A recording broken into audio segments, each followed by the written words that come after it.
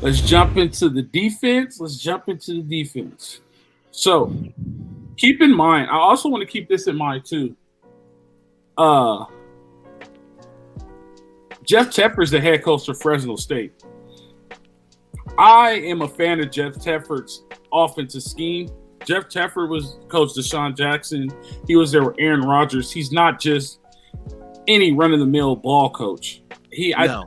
I believe he got a bad deal at Cal, and Yes. they kind of ran him out of town. If Teffer would be at Cal right now with the new facilities, I think Cal will be a lot better. Yeah. Nothing against Justin Wilcox, because I also respect Justin Wilcox too.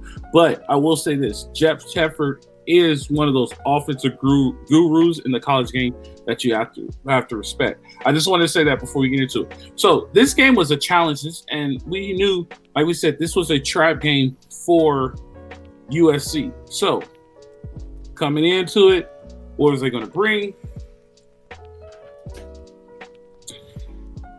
We get trips closed, pistol trips closed. We get a motion, bring it back.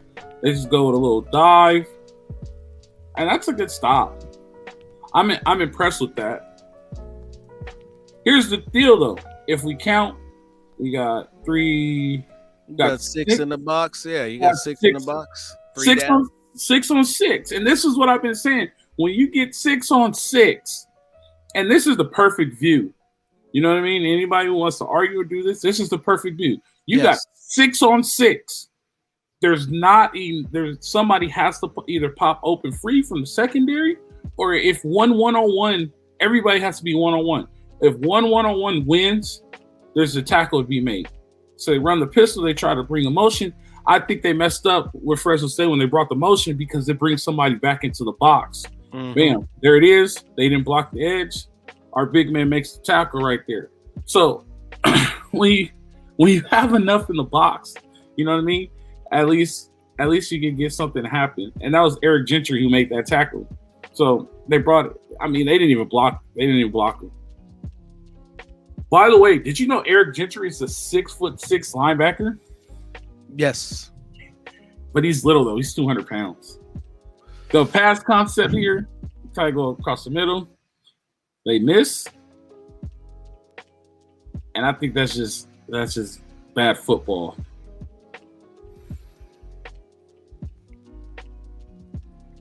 So we'll go to the first drive and then we'll jump around to the scoring drive. I mean, I don't think that's not worth celebrating. Yeah,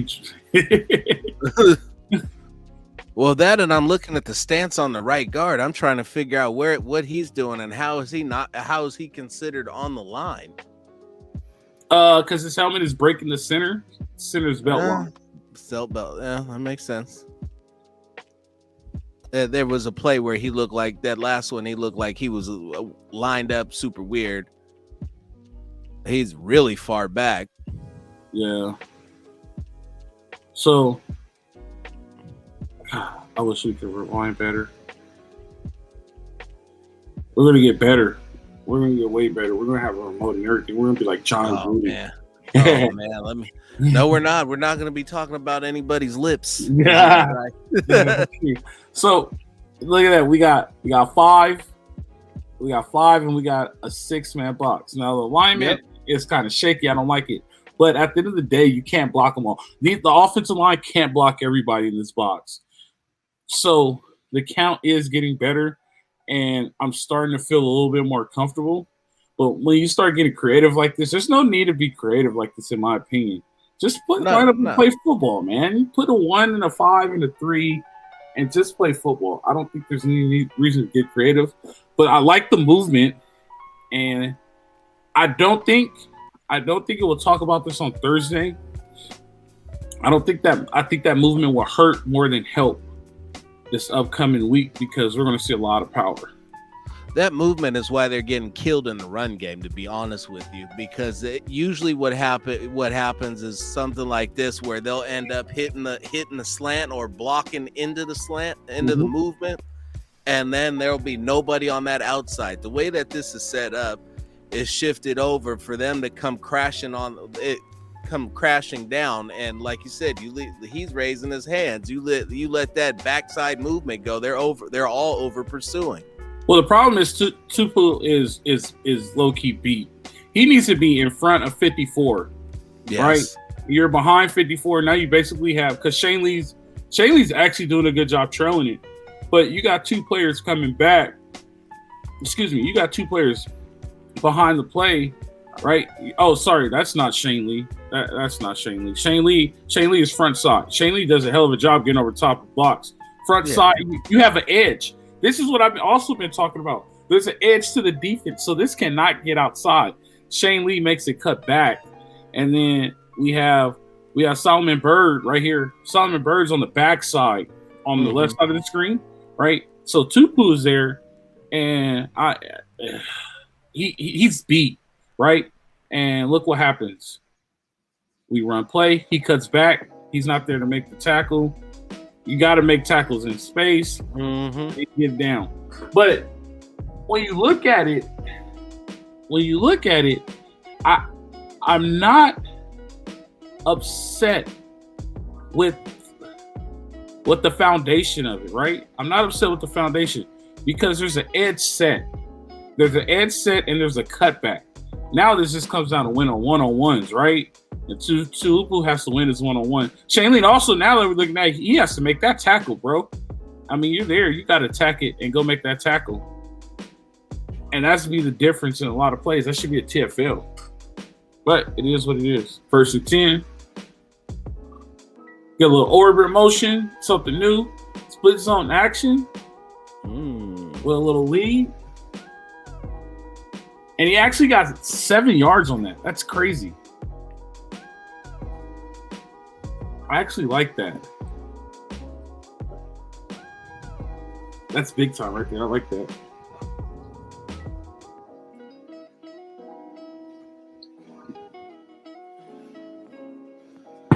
Boom. Give the ball to 3. Give the ball to 3 and let 3 do what 3 does, that right? Man, oh man. I don't know how he didn't hand this ball off. What'd you see? You saw something? Yeah, go back, rewind that. It just opened up, just the crisscross block, just right here. There was just nobody up the middle. So the next play, they went back to it. Yeah, so they handed it off the next play. Boom. What do you get, 10? And they still got 7. That right there. Boom. Pause it. That right there is dangerous. Austin Jones and Travis Dye on the field at the same time. It didn't pause. That's all right. It paused late. But that's dangerous. I like them on the field together. They had the right call for it. They had 8 up on the line. Yeah, I'll put it on the line. Had it been a 6 or had it been 7 or 6, they probably still could have got something going there.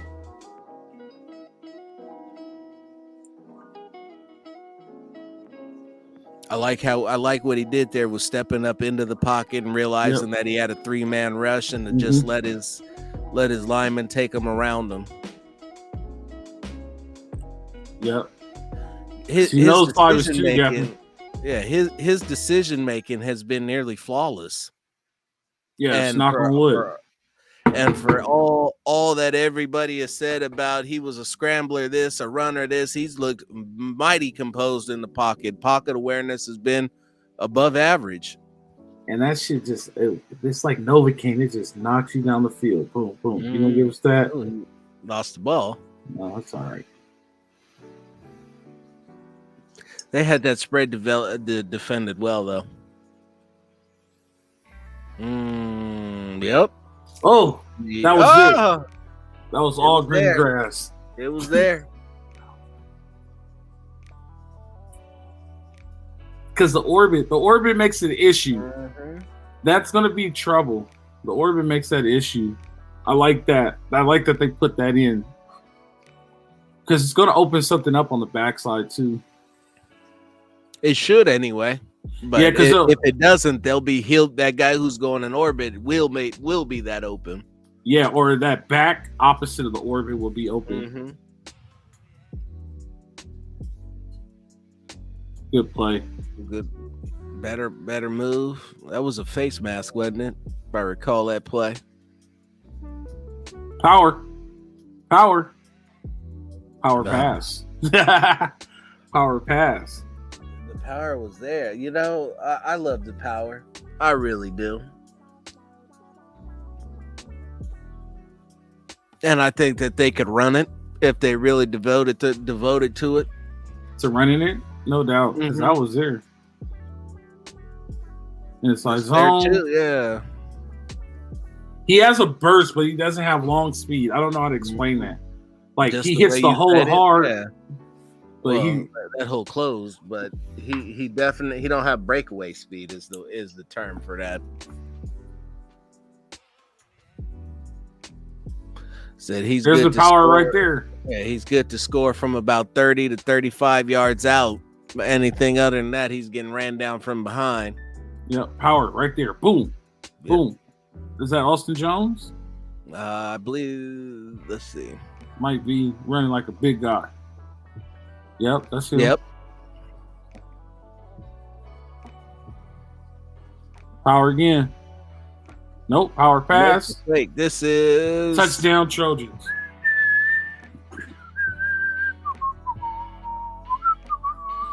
Power pass. That's trouble.